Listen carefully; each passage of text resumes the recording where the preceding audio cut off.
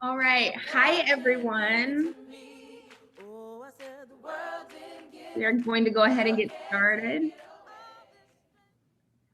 Thank you so much for being with us at this lunchtime hour. My name is Tamaya Cox-Truet, and I'm the Executive Director of the ACLU of Oklahoma.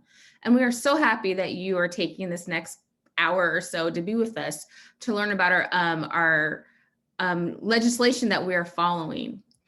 No surprise, starting in January, we recognized that there would be legislation that would go against many of our values. But we were also hoping that the Oklahoma State Legislature would also find bills and introduce bills that really were trying to move Oklahoma forward.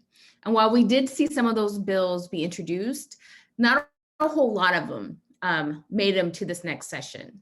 So we're really in this great place of being halfway through the session. We have an idea of what bills are maybe possibly going to make its way all the way to the governor's desk. But with advocacy and hopefully with the help of you all, we will have an opportunity to stop some of these bad bills.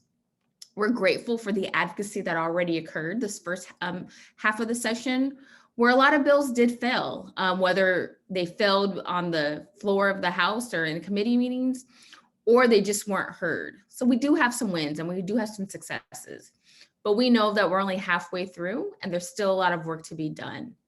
So for our mid-session update, we really want to take this opportunity to encourage you to stay involved, to inform you of the bills that we are following, as well as to educate you that there's so many organizations that are following so many other bills that maybe we're not following, and to connect with them to make sure that you are seeing the bills, you're seeing in Oklahoma that you want to see. I think that's ultimately our mission and our goal, is that we are fighting for an Oklahoma that we know is fair and just, and the world that we choose to see and deserve to see. So with that said, again, I want to thank you for being here, and I'm going to kick it over to Nicole McAfee, who's our Director of Advocacy, as well as our point person under the dome. As many of you know, advocacy is not just lobbying, it's as well as, encouraging folks to contact the legislator. And Nicole has done such an amazing job to ensure that our voice and our collective voice is being heard under the dome. And so really happy to have her on our team. And for that, I know many of you may have questions. Please use the chat. We want this to be as informal as possible. And be in community with you all. So if you have questions, please use the Q&A part of, there should be like a button below your picture, or use the chat, and we're gonna be monitoring those so we can try to answer the questions that you have. So if that said, I will kick it to Nicole. Thank you so much, Tamaya, and thanks everyone who is giving us some of your time today. There's a lot of legislation that was introduced and a lot of bills that are still moving throughout this session. And I'm gonna do my best to give you some of the highlights of wins where those exist, of bills we're most concerned about, and just a brief bit of information too about what has happened so far. So kind of our agenda for today, what that looks like. It is a brief overview. Again, we will talk about those victories. We're going to talk about a few areas of legislation in particular. So LGBTQ2S+ rights, a wave of anti-freedom legislation, bills related to the criminal legal system, both reform and bills that are working to reinforce the status quo, abortion access legislation, and sort of what's next and what to expect this session so far. So when we kicked things off in January, there were 3,019 bills introduced, one of our sort of biggest volume of bills so far, a lot to read through, a lot to work through, a lot of really great ideas in there that were never heard, as Tamaya mentioned. And at this point in the session, we are halfway through and there are 921 bills still alive. which is still a lot of policy that is moving, a lot of things that are changing. A few trends that we've seen so far. So carceral reform is not a priority this session.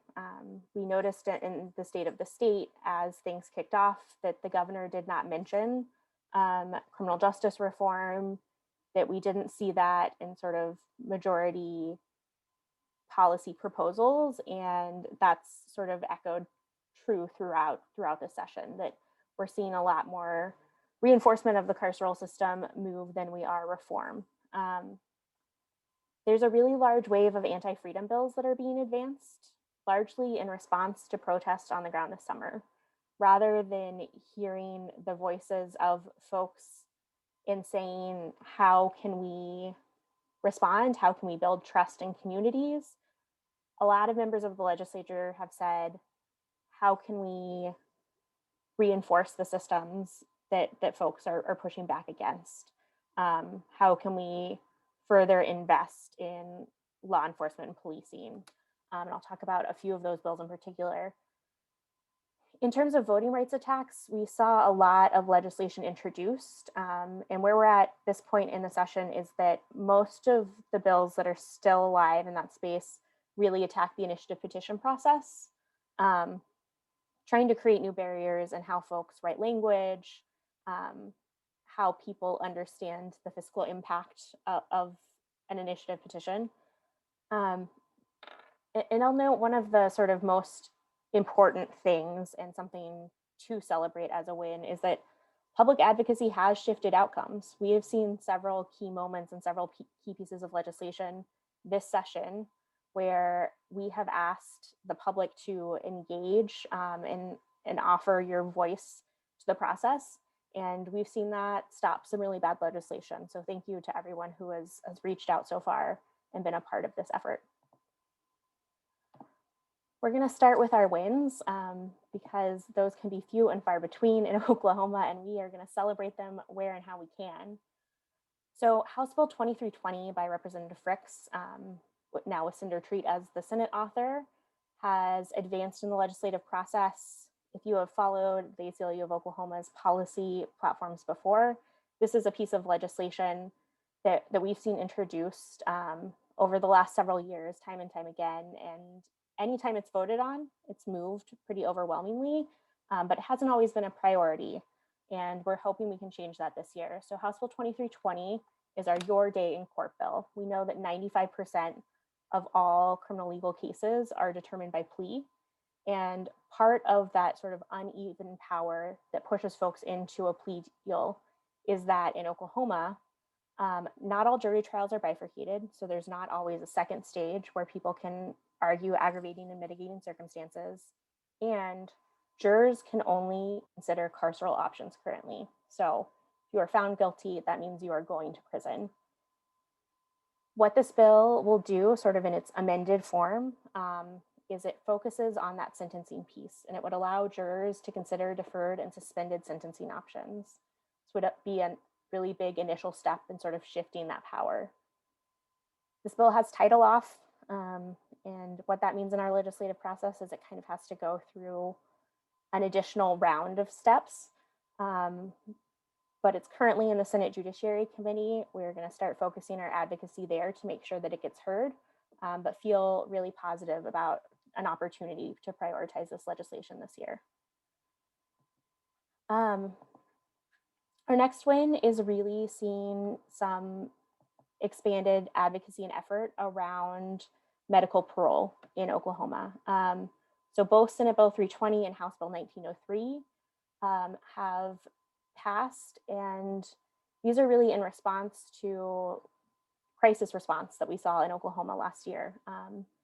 As COVID-19 hit here on the ground in the state, we immediately began advocacy about how much worse things would be for prisons and jails. And unfortunately, we've seen that come true many times over. And we've only seen a single medical parole docket with just a handful of people, a dozen, sort of being eligible for release from that. So Senate Bill 320 and House Bill 1903 both make some clear parameters that hopefully allow a larger portion of the folks who are medically vulnerable to have those relief mechanisms for parole as needed. And Senate Bill 320 passed out of the Senate, currently in the House. We haven't seen House committee assignments yet. House Bill 1903 has passed out of the House and is currently in the Senate Public Safety Committee. So sort of a different committee than it moved through in its Senate version. We're keeping an eye on that. Another sort of a bit of a mixed win here, but we saw a lot of really harmful legislation authored this session attacking the LGBTQ2S+ community, especially targeting attacks at trans youth.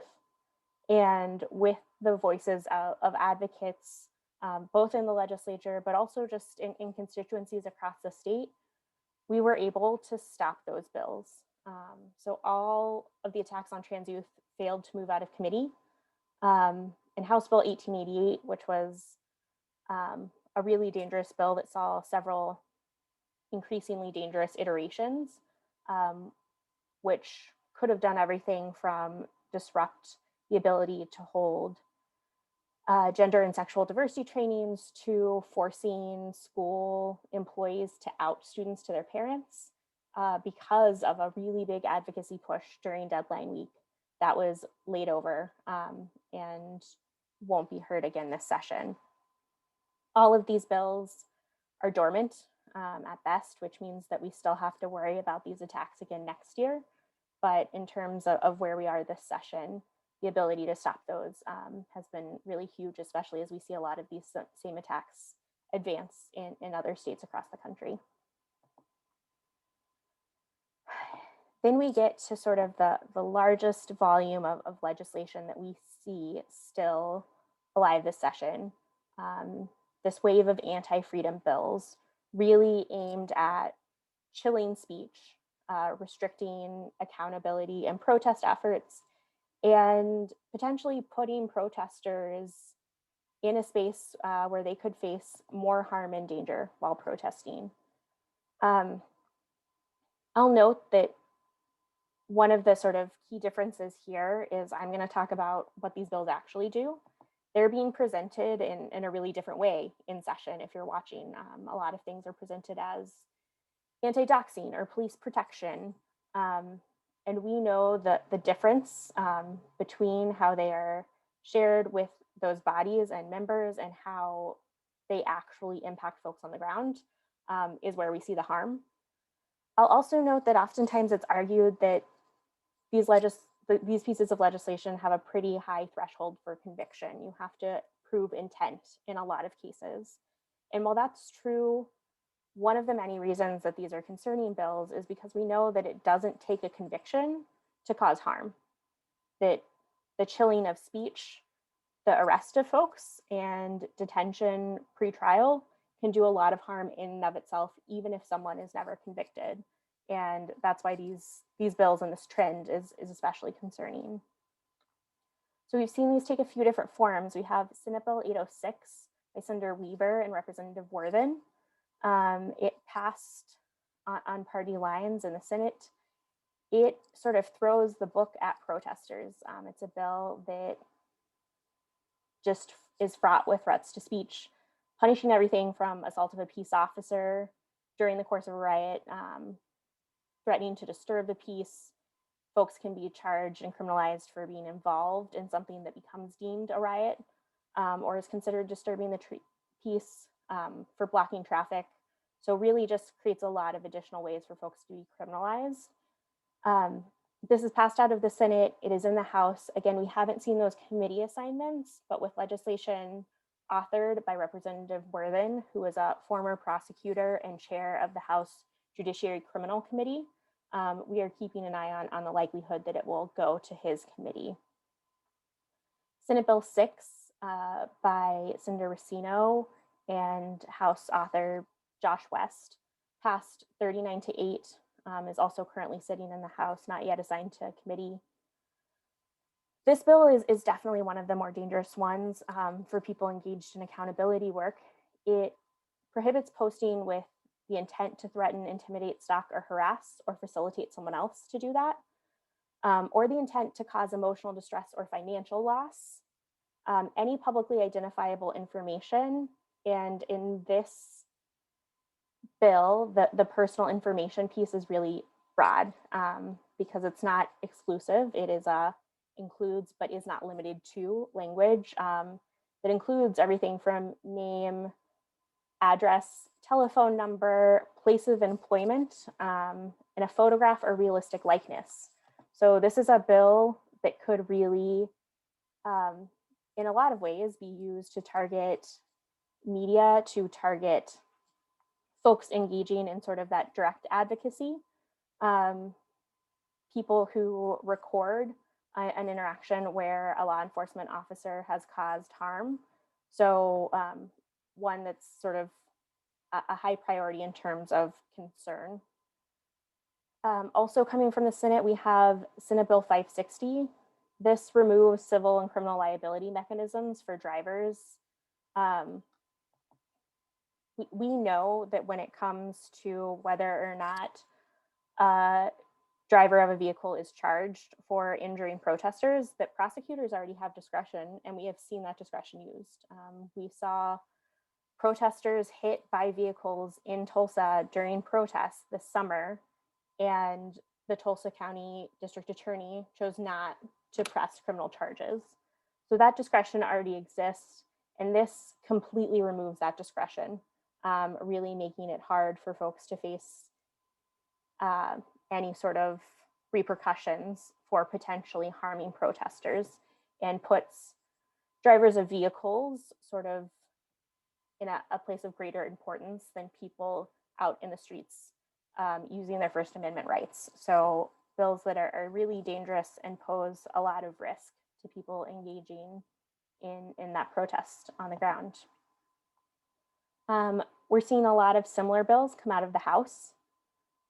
So the anti-freedom legislation in the House looks like House Bill 2095, a bill by Representative LePac, and now with Senator Julie Daniels as the author in the Senate. It passed out of the House off the floor 78-18 and is currently in the Senate Judiciary Committee, which Senator Daniels, that Senate author, chairs. This bill uses the RICO statute to target protesters and protest organizers. If RICO is familiar to you, it is probably from some mob type media, The Sopranos being one of those pieces, because RICO was originally used to target organized crime, and specifically sort of the mob in the 20s through 40s. And so the idea of expanding this to target protesters engaged in police accountability work and racial justice work is really egregious and potentially really harmful. We also see House Bill 1674 by Kevin West in the House, now with Senator Standridge as an author in the Senate, passed 79-18 off the floor and is currently in the Senate Public Safety Committee. This bill is similar to Senate Bill 560 in that it sort of removes those civil and criminal liability mechanisms for drivers who potentially hit protesters while fleeing. We also have House Bill 1644 by Representative Humphrey and now Senator Burns. The margin there gives us a little more room to potentially disrupt this legislation. It passed 59-34 with title off.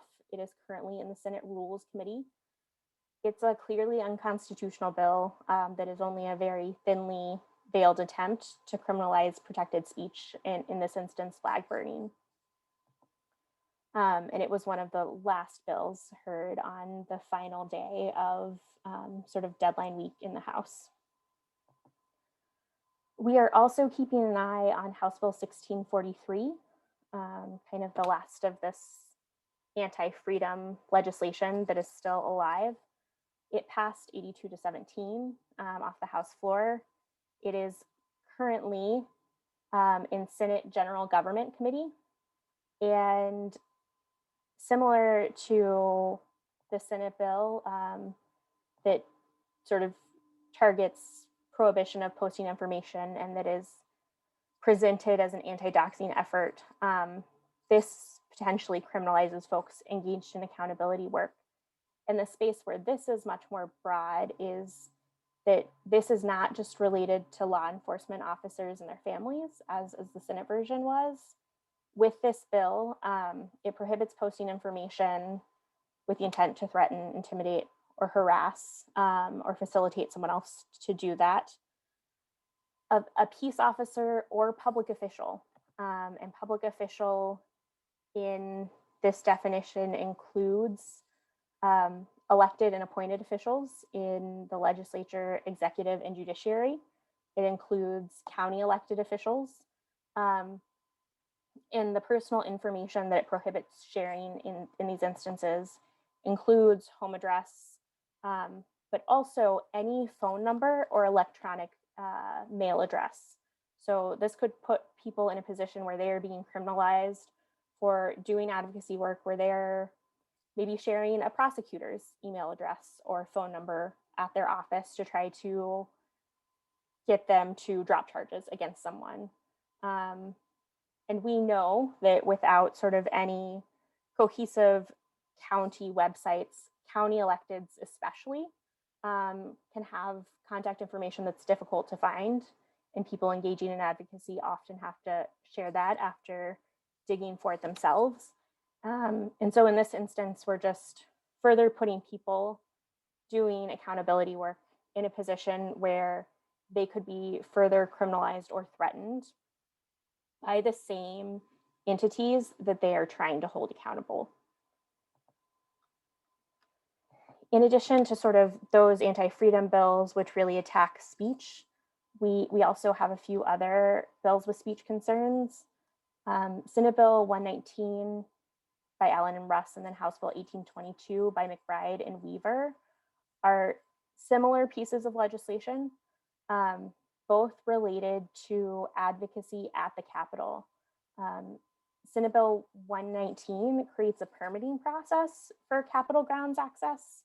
And we are talking about grounds outside the Capitol too, and could require a minimum of 48 hours for an application and up to 14 days notice. So really disrupts people's ability to do rapid response or sort of, immediate protest or gatherings around legislation or other actions that happen on the ground. One of the other issues with it is it allows OMES to require liability insurance in situations where they deem that's necessary, creating potentially this financial barrier to being able to use the people's grounds to gather, to protest, to engage in accountability. House Bill 1822 is also dealing with Capitol grounds, but it really sort of outlines a lot of procedures that can't happen, activities that can't happen, that would have been violated by almost every recent protest action at the Capitol. So really looking at things like the teacher walkout specifically, where regular parts of people gathering would now be banned and could put people at risk of more police interaction and potentially removal. We also have Senate Bill 383 by Senator Standridge and Kevin West. This bill has title off. It passed out of the Senate 34-12. It's in the House, not yet assigned to a committee. It is a clearly unconstitutional bill that is part of a nationwide effort by a man named Chris Sevier. And one of the many problems with this bill is that it explicitly prohibits websites from moderating hate speech. It just poses a lot of potential harm, is very easily unconstitutional, and is not only a waste of the time and energy of members of our legislature, but also a really sort of awful signal to members of the public about the kind of hate speech that they potentially are endorsing or allowing. Then we get into criminal legal system bills. And I know that this is all a lot with more than 900 bills left. There are a lot of things still moving. I largely have not labeled this criminal justice reform or criminal legal reform, which is how we might usually talk about these things, because most of these bills are bills that reinforce the carceral system.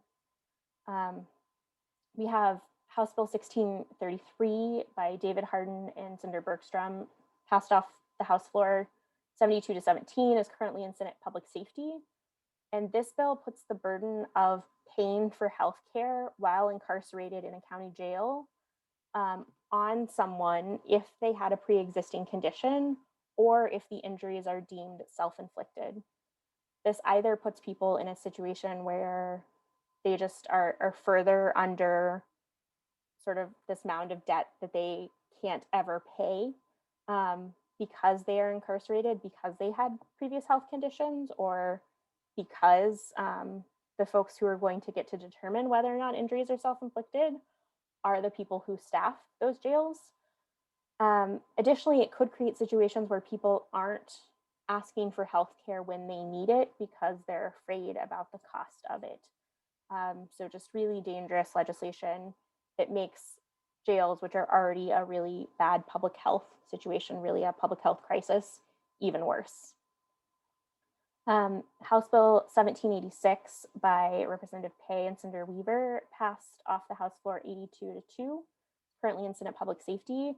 And it is a piece of legislation that further criminalizes people engaged in sex work, which does not protect anyone and puts people at further risk of encountering law enforcement and potentially being incarcerated. We're seeing a lot of bills aimed at creating new felonies or new misdemeanors and felonies. House Bill 1134, the Representative Fettgatter and Cinder Taylor passed 65 to 22. It's currently in Senate Public Safety Committee. It creates a new misdemeanor and a new felony for things that can already be charged in other statutes. We have House Bill 2774 by Pfeiffer and Bullard. This bill is really a dangerous theme that we have seen as well, where it would take away decision-making power from local government officials. So taking away the power from county commissioners, county jail trusts, county sheriffs, local municipal police departments about what makes their community safe and how to build public trust, specifically in this instance by forcing people to comply with non-warrant detainer requests targeted at immigrant communities. This bill passed 76 to 18 in the House, and we saw sort of a similar effort in the Senate. Senate Bill 334 is the last remaining bill this session that is an attempt to roll back State Question 780. We saw several of these bills introduced all in the Senate, and this is the last one that was prioritized with the floor hearing. This effort furthers a rollback that already happened in 2018. So during the 2018 legislative session, when State Question 780 had just barely gone into effect, because of advocacy based on a lot of false or misleading data, the Senate advanced an effort that expanded the aggregate time over which the felony theft threshold was applied. So Oklahomans in State Question 780, one of the many things it did was it raised the felony theft threshold to something more in line with surrounding states. Senate Bill 334 takes that expanded timeline and further expands it.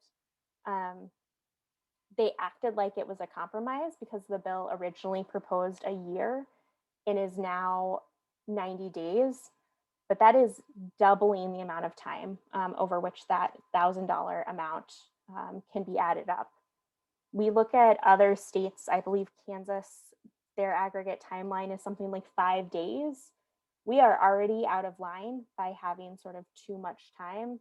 And this is easily going to undo the work of State Question 780, undo the commutations of House Bill 1269, and mean more people in Oklahoma prisons and jails.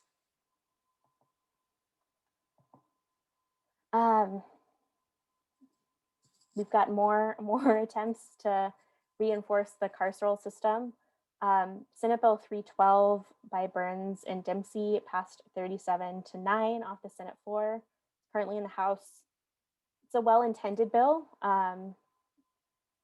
but unnecessary in that it creates a separate felony for identity theft of a minor with a much expanded sentence range. So doesn't disrupt that identity theft from happening, doesn't address the why, and instead means folks are going to be incarcerated for much longer periods of time. Senate Bill 522 is one that I am surprised has continued to move. It is authored by Senator Taylor, and now Representative Eccles has signed on to it in the House, passed 38-5 in the Senate. But this is an out-of-state request bill by a company who does many things, including third-party background checks. And this would require unnecessary third-party background checks for people working sort of on the employment side of the medical marijuana industry. One of the things that means most sort of in an equity lens and in a criminal legal lens is it likely pushes more Oklahomans of color who have been more likely to have faced an interaction with law enforcement, with the carceral system, out of this sort of new field of employment. So a lot of potential harm posed by that bill in both an equity lens and in reinforcing the harms of the criminal justice system after people have already paid that debt. In Senate Bill 560, we dug into a little bit earlier. Just wanted to pull out sort of these two Senate bills finally as well, Senate Bill 572 and Senate Bill 781. 572, you can see, had a little more disruption sort of in that vote. It wasn't strictly on party lines, where as 781 was. 572 would, again, take away that decision-making power from municipal and county authorities about which policies best serve the members of our communities who are without papers. And Senate Bill 781 also takes away that decision-making authority and sort of forces folks to be subjected to these non-warrant detainer requests. So both of those are in the House and not yet assigned to committee. One of the other big trends we're seeing is just the volume of legislation attacking access to abortion care. These bills are not new, but oftentimes in the past, we've seen more of these not advanced at this point in session, especially the ones that are very explicitly unconstitutional, the outright bans. So the legislation here that has been advanced includes House Bill 1102 by Representative Olson and Senator Daniels. You'll notice that most of these votes, 81-18, 80-19, are party line votes. House Bill 1102 is an abortion ban. It criminalizes providers. House Bill 1904 by Representative Rowe and Senator Garvin is a trap law. It creates an unnecessary requirement for abortion care providers to be OBGYN specialists. There's no need for that. It does not serve the interest of best practice healthcare. What it will do is just create more hoops for abortion care providers in Oklahoma to jump through at the expense of the health of Oklahomans who need access to that abortion care. And then House Bill 2441, which is a 6-week ban by Russ and Daniels. And those three bills are all in Senate Health and Human Services, which is where we saw the Senate bills sort of the same nature come from originally. So big lifts there to disrupt these, but worth engaging in that advocacy for sure.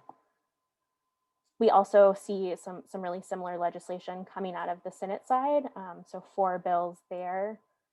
Senate Bill 723 by Don and Olson, which is a 6-week abortion ban.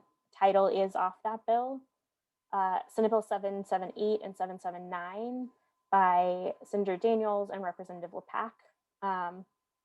These are both trap laws related to protocol around medication for medication-induced abortions that potentially have really large fiscal impacts. The boards who would have to sort of enact all of these extra procedures and rules have estimated that this could cost the state several $million. But you'll notice that these bills too also all sort of moved along party lines from the Senate. And then Senate Bill 612 by Don and Olson, which is another ban and criminalizes abortion care providers. So those are all in the House and have not yet been assigned to committee.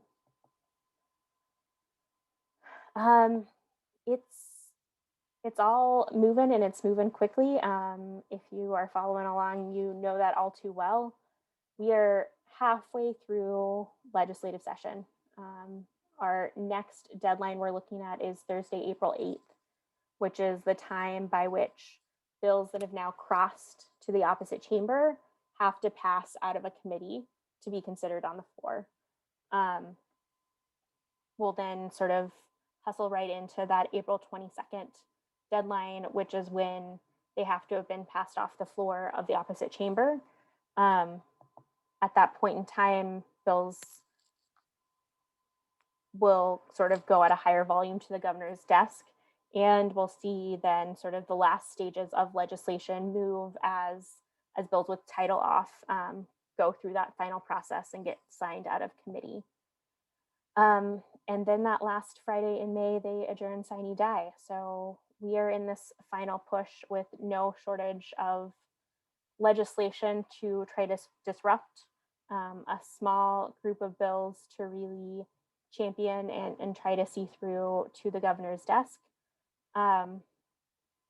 But regardless of what your interest area is or where you want to fight in this effort, there is a place for you. And this is only a small piece of the many hundred bills that are still alive. If you have questions, if you have other bills you want to make sure are on our radar, you are more than welcome to contact me, and I will drop my email in the chat. I am always happy to make sure, double check, triple check that we are paying attention to all of the things that are moving that have the potential to oftentimes harm, but occasionally expand rights and liberties of Oklahomans. So thank you for bearing with me through all of those bills.